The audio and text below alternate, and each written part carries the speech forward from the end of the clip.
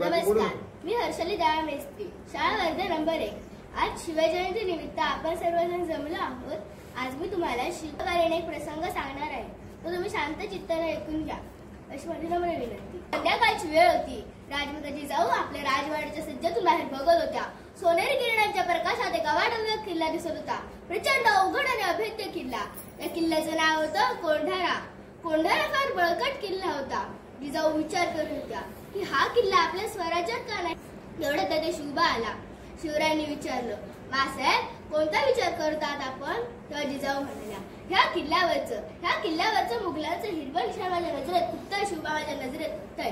तेव्हा शिवबा म्हणाले, ते आमच्याही नजरेत खुपतंय। आईची इच्छा पूर्ण करायलाच हवी असं म्हणून शिवबा तिथून निघून गेला। शिवरायांनी सर्व मावळ्यांना गोळा केले। शिवराय तो कोणती कामगिरी सांगणार हे ऐकण्यासाठी सर्वांनी कान टवकारले। शिवरायांनी कोंढाणागड घेण्याचं काम सांगितलं। कोण जिंकेल हा कोंढाणागड? गड होता फार अवघड। एवढ्यात एक मावळा ताडकन उभा राहिला आणि म्हणाला, मी जिंकतो हा कोंढाणागड। कोणता हा मर्द? कोणता हा हिम्मत बहादूर गडी? तो होता तानाजी मालुसरे, शिवरायांचा खेळगडी।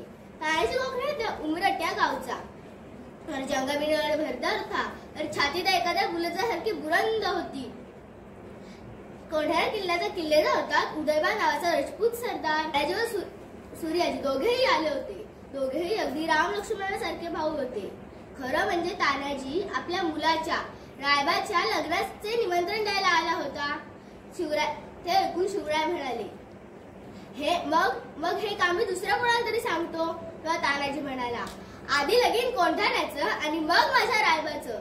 तानाजीने स्वराज्यासाठी आपल्या मुलाचे लग्न देखील बाजूला ठेवले होते। मध्यरात्रीच्या वेळेला तानाजी आपल्या 500 मावळ्यांसह गडाच्या पायथ्याशी आला। आवाज चांदण्या लुकलुकत होत्या। रातकिड्यांची किरकिर चालू होती। अशा शांततेत तानाजी गडाच्या पायथ्याशी आला।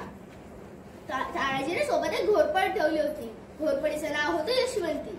घोरपड हा असा प्राणी आहे की जो आपली नखं खुपसून उभ्या भिंतीलाही चिकटून बसतो। तानाजीनं बांधली दोरी घोरपडीला आणि दिली उभ्या कडावर फेकून। घोरपड 2 वेळा खाली पडली। तानाजीला आला राग। तानाजी म्हणाला, यशवंती, आता जर कड्यावर नाही चढलीस तर तुकडे करून भाकरी बरोबर कच्चा खाईन। तानाजीनं पुन्हा घोरपड फेकली। गंमत काय, घोरपड बसली की कड्याला चिकटून।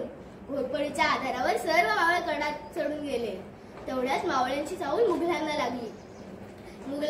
मुघलांच्या पहारेकऱ्यांनी तलवारी काढल्या आणि लढायला लागले। तलवारींना तलवारी भिडल्या, ढाली खणाने लागल्या। इतक्यात उदयबान तलवार घेऊन मैदानात उतरला। तानाजी व उदयबान जोरजोराने लढू लागले। दोघेही शूरवीर, कोणीही मागे हटेना। इतक्यात उदयबानाने तानाजीच्या ढालेवर एक जोराचा वार केला। तो वार इतका जबरदस्त होता की तानाजीची ढालच तुटली।